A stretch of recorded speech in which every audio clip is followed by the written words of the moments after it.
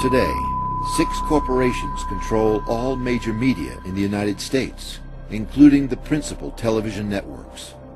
These 6 corporate entities, in turn, control the information being broadcast on a daily basis.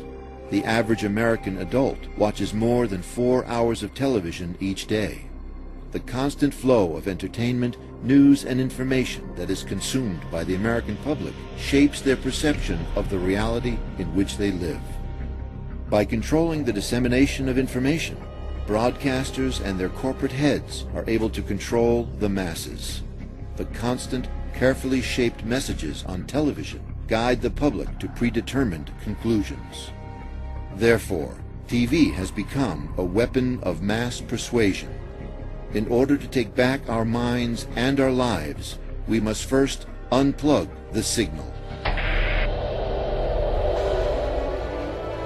Turn off your televisions. Cancel your cable and satellite subscriptions. Seek alternative news sources. Spend time with your family and connect with your neighbors and local community. Discuss and learn.